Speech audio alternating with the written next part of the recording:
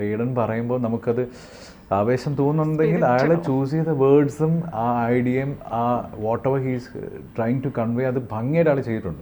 പാട്ടിൻ്റെ ഡ്യൂറേഷൻ കുറഞ്ഞതായിട്ട് തോന്നിയിട്ടുണ്ടോ? Independent music ഞാൻ പറയുന്നില്ല, സിനിമകളിലെ പാട്ടിൻ്റെ ഡ്യൂറേഷൻ കുറയുന്നുണ്ട്, പേഷ്യൻസ് കുറഞ്ഞായിട്ട് തോന്നിയിട്ടുണ്ടോ ആസ്വാദകരുടെ പോയിന്റ് ഓഫ് വ്യൂ? പിന്നെ അത് പാട്ടിൽ മാത്രമല്ല, എല്ലാ കാര്യങ്ങളിലും ആ മാറ്റം വന്നിട്ടുണ്ട്. റീലാണ് ഇപ്പം എല്ലാവരും കാണാൻ. നമുക്കറിയാം ഒരു റീല് ക്ലിക്ക് ആവണമെങ്കിൽ ആദ്യത്തെ എത്ര സെക്കൻഡിനുള്ളിൽ ആൾക്കാരെ എൻഗേജ് ചെയ്യിക്കണം എന്നുള്ളത് നിങ്ങൾക്ക് അറിയാമല്ലേ. അതുപോലെ തന്നെയാണ് ഈ സ്പാൻ ഓഫ് അറ്റൻഷൻ എല്ലാവർക്കും കുറഞ്ഞിട്ടുണ്ട് ഇല്ലേ. പണ്ടൊക്കെ എന്ന് വെച്ചാൽ ഒരു സിറ്റുവേഷൻ തന്നാൽ ആ സിറ്റുവേഷനെ എൻഹാൻസ് ചെയ്യുന്ന ബ്യൂട്ടിഫുള്ളി എസ്തറ്റിക്കലി ഒരു സാധനം വന്നാൽ മതി. പക്ഷേ ഇന്നത്തെ അതിനകത്ത് അതിൻ്റെ കാരണം എന്താ പറയുക, ഈ വിഷ്വലി ലിങ്ക്ഡ് ആണത്. ഇപ്പോൾ ഞാൻ പറഞ്ഞു കേട്ടിട്ടുണ്ട്, ഈ നമ്മൾ ഒരു 5 മിനിറ്റ് പാട്ട് എന്തുകൊണ്ട് 3 മിനിറ്റ് ആയെന്ന് വെച്ചാൽ അതിൻ്റെ ചരണം, അത് ഫസ്റ്റ് പല്ലവി ചരണം 2 ഉണ്ടാവും, ഈ രണ്ടാമത്തെ ചരണം ഇപ്പോൾ ഇല്ല.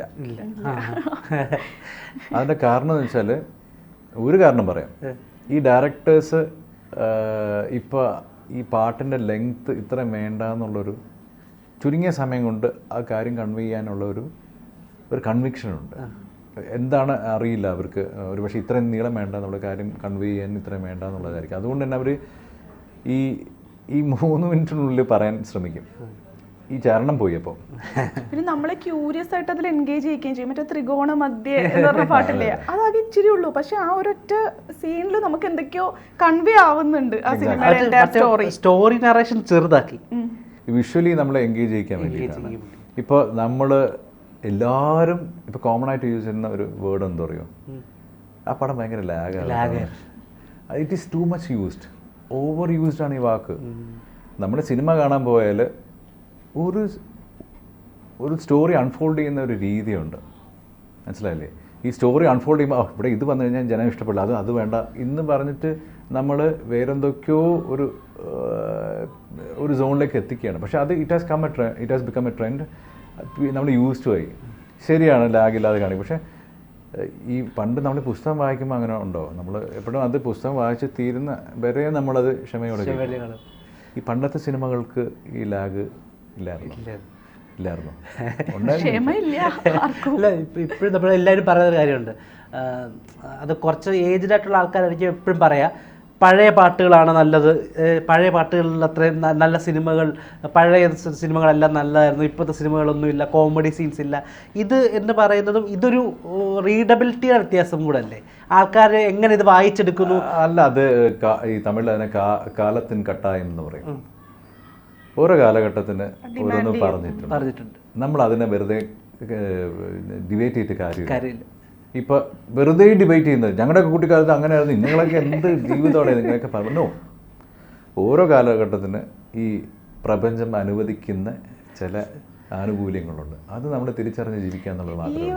ഈ പറഞ്ഞ കാര്യം തന്നെ ആയിരിക്കും ഈ വേടന്റെ പാട്ടുകളോട് ഒരു വിഭാഗം ആളുകൾക്ക് ഭയങ്കര ഫാന്റസിയും ഭയങ്കര എക്സൈറ്റ്മെന്റും, എന്നാൽ മറ്റേ ടീമിന് ഇതാരാ വേടൻ എന്നുള്ള അത് വേടന്റെ ഒരു നല്ല വിഭവമല്ലേ, അതിനെ ഇഷ്ടപ്പെടുന്ന വലിയൊരു സമൂഹമുണ്ട്. അപ്പോൾ അദ്ദേഹം അത് ഭംഗിയായിട്ട് വിളമ്പി, അപ്പോൾ അത് ജനം സ്വീകരിച്ചു. അത് വേറെ കാര്യം പറഞ്ഞപ്പോൾ തന്നെ റാപ്പിൻ്റെ ഒരു ഇൻഫ്ലുവൻസ് മലയാളത്തിലേക്ക് ഭയങ്കര ബ്യൂട്ടിഫുള്ളി മെർജ് ആകാനായിട്ട് തോന്നിയിട്ടുണ്ട്. നമുക്ക് അങ്ങനെ ഒരു പണ്ട് ഈ നമ്മൾ അക്ഷര ശ്ലോകം എന്ന്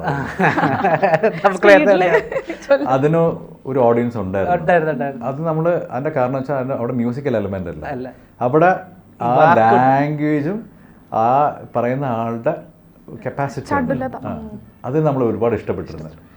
ഇതിന് ഒരു മ്യൂസിക്കൽ ഫോമിലേക്കുള്ള വന്ന ഒരു ട്രാൻസ്ഫോർമേഷനാണിത്.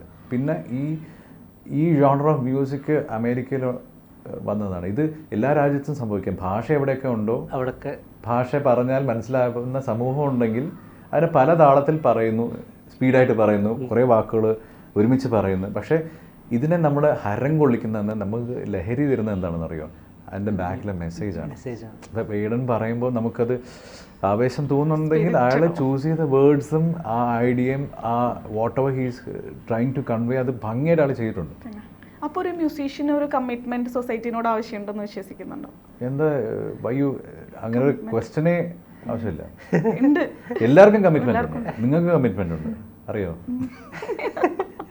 എന്നാലും മ്യൂസിക്കിലൂടെ കുറച്ച് അധികം ആൾക്കാരിലേക്ക് ഇപ്പൊ വേടൻ റീച്ച് ആവുന്ന പോലെ മ്യൂസീഷ്യൻസിന് വളരെ ഭയങ്കര ഒരു എഫക്റ്റ് ഉണ്ടാക്കാൻ പറ്റില്ലേ സൊസൈറ്റിയിൽ? ഈ സൊസൈറ്റി ഒന്നും വേണ്ട. നമ്മൾ എൻ്റെയൊക്കെ കുട്ടിക്കാലം ഇപ്പം ഇപ്പം എന്നോട് ചോദിക്കുക വൈ ആർ യു മ്യൂസിഷ്യൻ എന്ന് ചോദിച്ചാൽ എന്നെ ഇൻസ്പയർ ചെയ്ത ഒന്ന് അച്ഛനാണ്. ബ്ലഡിൽ എനിക്ക് മ്യൂസിക് തന്നത് അച്ഛനാണ്.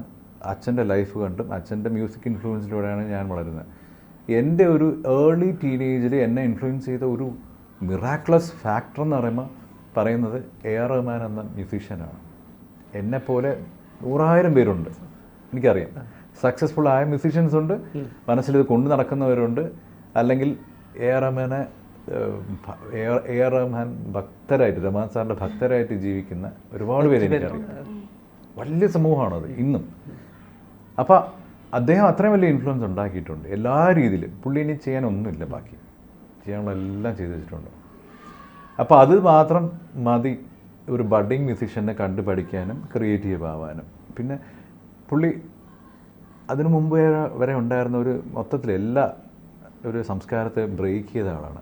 അതങ്ങനെയാണ് ഓരോ കാലം. ഇപ്പം അതിനു മുമ്പേ രാജാ സാറായിരുന്നു. MSP സാറിൻ്റെ സ്റ്റൈൽ ഓഫ് മ്യൂസിക് ബ്രേക്ക് ചെയ്താണ് രാജാ സാർ വന്നത്. രാജാ സാറിൻ്റെ മ്യൂസിക് ബ്രേക്ക് ചെയ്താണ് റഹ്മാൻ സാർ വന്നത്. റഹ്മാൻ സാറിൻ്റെ മ്യൂസിക് ഇപ്പോൾ അടുത്ത ട്രെൻഡ് ബ്രേക്ക് ആയിട്ടുണ്ട്, നമുക്കറിയാം. പക്ഷേ ഇവരുടെയൊക്കെ കോൺട്രിബ്യൂഷനും കമ്മിറ്റ്മെൻറ്റും ഒരിക്കലും ഒരു മനുഷ്യായുസ്സിൽ നമുക്ക് അളക്കാൻ പറ്റുന്നതല്ല. ഞാൻ അതിനെ കാണുന്നത് പ്രപഞ്ചം ഇവരെയൊക്കെ ഒരുക്കി തന്നതാണ് നമുക്ക് വേണ്ടി. അല്ലാതെ എനിക്കൊരു മനുഷ്യനായിട്ട് അതിൻ്റെ ഒരു പ്രോസസ്സോ അതിൻ്റെ ഒരു മേക്കിങ്ങോ ഒന്നും എനിക്ക് കോംപ്രിഹെൻഡ് ചെയ്യാൻ പറ്റില്ല. അവരൊക്കെ അതിനു വേണ്ടി ജനിച്ചവരാണ്. അതുപോലെ ഇപ്പം നമ്മളിപ്പം പണ്ട് കാലങ്ങളിൽ ഒരു ഓർക്കസ്ട്രേഷൻ ഒരു പാട്ട് സെറ്റ് ചെയ്യാൻ ഒരു ഓർക്കസ്ട്രേഷൻ ടീം ഉണ്ടായിരിക്കും.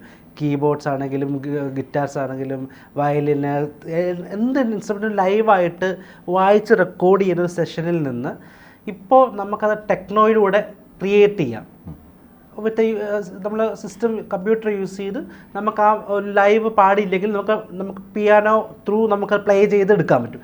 ഡ്രംസ് ആണെങ്കിലും നമുക്ക് മ്യൂസിക് ചെയ്തെടുക്കാൻ പറ്റും, മ്യൂസിക് പ്രോഗ്രാം ചെയ്യാൻ പറ്റും. അപ്പം ആ ഒരു പാട്ടിൻ്റെ ഒരു ബ്യൂട്ടിനെസ് കുറയുന്നതായിട്ട് തോന്നിയിട്ടുണ്ടോ, അതോ ഇപ്പോഴും ബെറ്റർ ആണോ? ഏതാണ് ബെറ്റർ? അല്ല, അത് നിങ്ങളുടെ പെർസ്പെക്റ്റീവാണ്.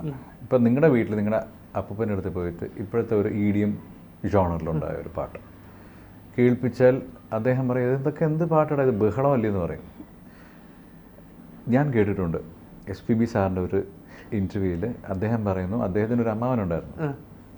അമ്മാവൻ റഫീ സാഹിബിൻ്റെ പാട്ടുകൾ കേട്ടിട്ട് ഇവൻ എന്ത് ചെയ്യും പാടുന്നത് നമുക്ക് ചിന്തിക്കാൻ പറ്റും. ഇന്ത്യ കണ്ട മഹാനായ എൻ്റെ ഏറ്റവും ഫേവറേറ്റ് ഗായകൻ പുള്ളിയെ പോലെ ഇനി ഒരാൾക്ക് പാടാൻ പറ്റുമെന്ന് എനിക്കറിയില്ല. റഫീ സാഹിബ് അത്രയും ഡിവൈനായിട്ടായിട്ട് ഒരു മ്യൂസിക് പേഴ്സണാലിറ്റി ആയിട്ടാണ് എനിക്ക് തോന്നിയിട്ടുള്ളത്.